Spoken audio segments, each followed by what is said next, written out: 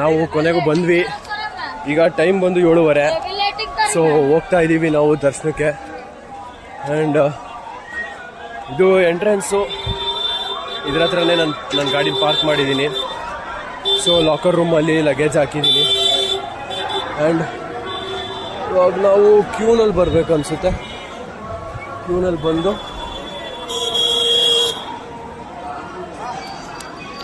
Sir ಎಂಟ್ರಿಗಿದೆ ವಾಸೆ हो गया entry मेरा. आयतो एंट्री.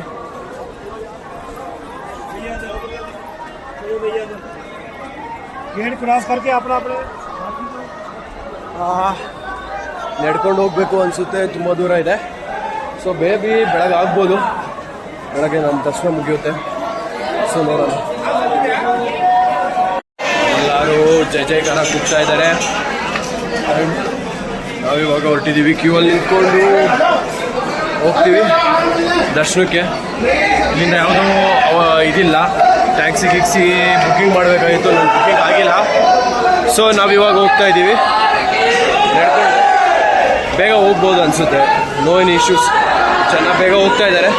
ಕೇಬಲ್ ಕಾರ್ ಬುಕ್ ಆಗಿದೆ. ಸೊ ಅದರಿಂದ ನಾವು ಹೋಗ್ಬೋದು. ಜಯ ಮಾತಾಜಿ.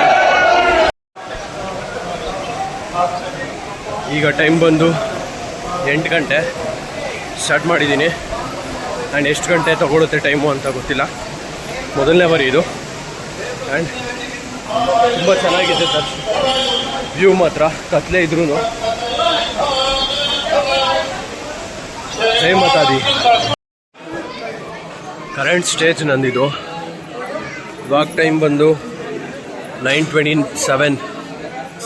ಆ್ಯಂಡ್ ನಾನಿದ್ದೀನಿ ಹಾಫ್ ಡಿಸ್ಟೆನ್ಸ್ ಕವರ್ ಮಾಡಿದ್ದೀನಿ. ಟ್ಯಾಕ್ಸಿಗೋಸ್ಕರ ಇಲ್ಲಿ ನೋಡ್ತಿರ್ಬೋದು ಬ್ಯಾಟ್ರಿ ಕಾರ್ಸ್ ಅಂತವ್ರೆ. ಆದರೆ ನಾರ್ಮಲ್ ಪೆಟ್ರೋಲಲ್ಲೇ ನಡೆಯುತ್ತಪ್ಪ. ಎಲ್ಲೋ ಬೋರ್ಡಿದೆ. ಇಲ್ಲ, ಬ್ಯಾಟ್ರಿ ಕಾರ್ಸೇ ಇದು. ಇದು ಒಬ್ಬ ವ್ಯಕ್ತಿಗೆ, ಅಂದರೆ ಒಂದು ವ್ಯಕ್ತಿಗೆ 450 ರೂಪೀಸ್ ಆಗುತ್ತೆ. ಆ್ಯಂಡ್ ಅದು ಟೈಮಿಂಗ್ಸ್ ಪ್ರಕಾರ ಇದೆ. ಟೈಮಿಂಗ್ಸು ಅಲ್ಲಿ ಬೋರ್ಡಲ್ಲಿ ಹಾಕಿದ್ದಾರೆ. ಕ್ಯೂ ಅಲ್ಲಿ ನಿಂತ್ಕೊಂಡು ಟಿಕೆಟ್ ತೊಗೊಬೇಕು. ಆನ್ಲೈನಲ್ಲಾದರೂ ಅಷ್ಟೇ. ಆ ಬುಕ್ಕಿಂಗು ಟೈಮಿಂಗ್ಸ್, ಸ್ಲಾಟ್ ಟೈಮಿಂಗ್ಸಲ್ಲೇ ಅಲ್ಲಿ ಗಾಡಿಗಳು ಹೊರಡೋದು. ಪ್ರಿಯಾರಿಟಿ ಇರುತ್ತೆ. ಯಾರಿಗಾರು ಹುಷಾರಿಲ್ಲ, ಏನಾರು ಆಗಿದೆ ಅಂದರೆ ಅವ್ರಿಗೆ ಮಾತ್ರ ಫಸ್ಟು. ಆ್ಯಂಡ್ ಅದಾದಮೇಲೆ ಚಿಕ್ಕ ಮಕ್ಕಳಿಗೆ ಫ್ರೀ ಇರುತ್ತೆ. 5 ವರ್ಷದ ಒಳಗಿರೋರಿಗೆ. ದೊಡ್ಡವ್ರಿಗೆ 450 ರೂಪಾಯಿ ಒಬ್ಬರಿಗೆ. ನೀವು ಮೇಲೆ ಬಂದ ಮೇಲೆ ಅರ್ಧಕುಮಾರಿ ದರ್ಶನ ಮಾಡಬೇಕು ಅಂದರೆ ಚೀಟಿ ಬರೆಸ್ಬೇಕು. ಸೊ ಚೀಟಿ ಬರ್ಸೋಕ್ಕೆ ನೀವು ಇಲ್ಲಿ ಮೇಲ್ಗಡೆ ಸ್ವಲ್ಪ ಈ ಎಂಟ್ರಿ ದೇವಸ್ಥಾನದಿಂದ ಸ್ವಲ್ಪ ಮೇಲೆ ಬಂದರೆ ಇಲ್ಲಿ ಮಾಡಿಕೊಡ್ತಾರೆ. ಅದ್ರ ಪಕ್ಕ 2 ಲೈನ್ ಇದೆ. ಒಂದು ಬೆಡ್ಶೀಟಿಗೆ, ಒಂದು ದರ್ಶನದ ಚೀಟಿ.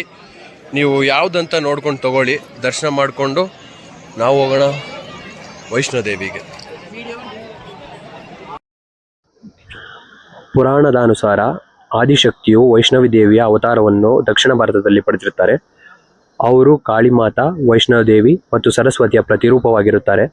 ಇವರು ವಿಷ್ಣುವಿನ ಪರಮ ಭಕ್ತರಾಗಿರುತ್ತಾರೆ. ಮತ್ತು ರಾಮನ ವರದಾನದ ಪ್ರಕಾರ ವಿಷ್ಣುವಿನ 10ನೇ ಅವತಾರವಾದ ಕಲ್ಕಿಯ ಜೊತೆ ಇವರ ಮದುವೆ ಆಗುತ್ತೆ. ಅದಕ್ಕೆ ಇವರು ಜಮ್ಮುವಲ್ಲಿರುವಂಥ ತ್ರಿಕುಟ ಪರ್ವತದಲ್ಲಿ ಧ್ಯಾನ ಮಾಡಬೇಕಾಗಿರುತ್ತೆ.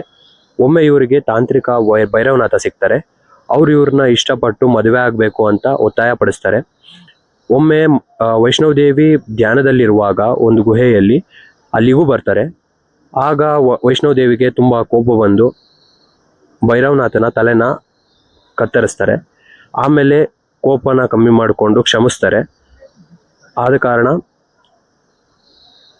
ಗುಹೆಯಲ್ಲಿ ವೈಷ್ಣೋದೇವಿಯ ಹೆಸರು ಪ್ರಸಿದ್ಧವಾಗಿದೆ. ಮತ್ತು ವೈಷ್ಣೋದೇವಿಯ ದರ್ಶನ ಪಡೆಯೋಕೆ ಮುಂಚೆ ಭೈರವನಾಥನ ದರ್ಶನ ಪಡಿಬೇಕಾಗುತ್ತೆ. ಈ ಒಂದು ಜಾಗ ಬಂದು ಜಮ್ಮುವಲ್ಲಿ ಇರುವಂಥ ಕಟ್ರಾ ಅನ್ನೋ ಒಂದು ಊರಾದ್ಮೇಲೆ ಬರ್ತದೆ.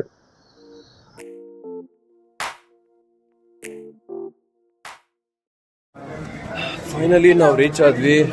ಇವಾಗ ಟೈಮ್ ಬಂದ್ಬಿಟ್ಟು 12 o'clock. ನೀವು ನೋಡ್ತಾ ಇರ್ಬೋದು, ಉಲ್ಟಾ ಕಾಣಿಸ್ತಾ ಇದೆ. It's okay. And successfully 4 hours ತೊಗೊಂಡ್ವಿ ನಾವು ರೀಚ್ ಆಗೋಕ್ಕೆ. ಆರಾಮಾಗೆ ಬಂದ್ವಿ. ಅಂತ ಬರೀ ಅರ್ಜೆಂಟ್ ಮಾಡಲಿಲ್ಲ, ಜಾಸ್ತಿ ವೆಯ್ಟ್ ಮಾಡಿಕೊಂಡು ಟೈಮ್ ವೇಸ್ಟು ಮಾಡಲಿಲ್ಲ. ಆ್ಯಂಡ್ ಇವಾಗ ಎಂಟ್ರಿ ಸೊ ಮಿಸ್ ಆಗಿ ಬಂದ್ಬಿಟ್ಟಿದ್ದೀನಿ. ಎಂಟ್ರಿ ಇಲ್ಲಿದೆ.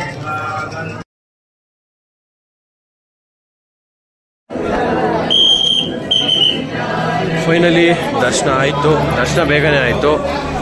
ಒಳಗಡೆ ಸರಸ್ವತಿ ಮೊದಲು ಬಂದು ಕಾಳಿಮಾ, ಆಮೇಲೆ ವೈಷ್ಣವದೇವಿ, ಆಮೇಲೆ ಸರಸ್ವತಿ ದೇವಿ 3 ಜನನೂ ವಿರಾಜಮಾನಾಗಿದ್ದಾರೆ. ಅಂದರೆ 3 ಜನನೂ ಸ್ಥಾಪನೆ ಆಗಿದ್ದಾರೆ. ಆ್ಯಂಡ್ ಇದ್ರ ಸ್ಟೋರಿ ಎಲ್ಲರಿಗೂ ಕೇಳಿದೆ, ಯಾರಿಗೂ ಗೊತ್ತಿಲ್ಲ ಅಂತ ಹೇಳ್ತಾ ಇದ್ದಾರೆ. ಸದ್ಯಕ್ಕೆ ಐಡಿಯಾ ಇಲ್ಲ ನನಗೂ. ಒಂದ್ಸಲ ಯಾರಾದ್ರು ದೊಡ್ಡವ್ರಿಗೆ ಕೇಳ್ಬಿಟ್ಟು ಹೇಳ್ತೀವಿ. ಫೈನಲಿ ಭೈರವ್ ಬಾಬಾ ಮತ್ತು ಹನುಮಂತನ ದರ್ಶನ ಆಗಿದೆ. ಈಗ ನಾವು ವಾಪಸ್ಸು ರಿಟರ್ನ್ ಡೌನ್ಗೆ ಹೋಗ್ತಾ ಇದ್ದೀವಿ. ಅಲ್ಲಿಂದ ನಾವು ಕಾರ್ಗಿಲ್ ಮೂಲಕ ಶ್ರೀನಗರ್ಗೆ ಹೋಗಬೇಕು. ನೋಡೋಣ. ಇಲ್ಲ, ಶ್ರೀನಗರ್ ಮೂಲಕ ಕಾರ್ಗಿಲ್ಗೆ ಹೋಗಬೇಕು. ಮೊದಲು ಶ್ರೀನಗರ್. ಸೊ ಇವಾಗ ಕೆಳಗಿಳಿಯೋಣ, ಆಮೇಲೆ ನಮ್ಮ ಪಯಣನ ಸ್ಟಾರ್ಟ್ ಮಾಡೋಣ ಮತ್ತೆ. ಹರ ಹರ ಮಹಾದೇವ್, ಜಯ ಮಾತಾ ದಿ. ನಾವಿವಾಗ ನಮ್ಮ ದರ್ಶನ 2 ಕಡೆನೂ ಮುಗ್ದಾಯಿತು. ಮಾತಾ ವೈಷ್ಣವದೇವಿ, ಕಾಳಿ ಮಾತಾ ಮತ್ತು ಸರಸ್ವತಿ ಕೆಳಗಡೆ ದರ್ಶನ ಮುಗಿಸ್ಕೊಂಡು ಭೈರವ್ ಬಾಬಾ ಮತ್ತು ಹನುಮಂತನ ದರ್ಶನನೂ ಮುಗಿಸ್ಕೊಂಡ್ವಿ. ಸೊ ಈಗ ನಾವು ಹೊರಟಿದ್ದೀವಿ ನಮ್ಮ ಲಡಾಖ್. ಸೊ ಅದಕ್ಕೆ ಶ್ರೀನಗರ್ಗೆ ಹೋಗಬೇಕು. ಸೊ ಇವಾಗ ಕೆಳಗಿಳಿಬೇಕು. ಈಗ ಎಕ್ಸಾಕ್ಟ್ ಟೈಮ್ ಬಂದು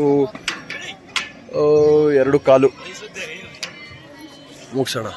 ಕೆಳಗಿಳಿದು ಮತ್ತೆ ಸಿಗ್ತೀನಿ.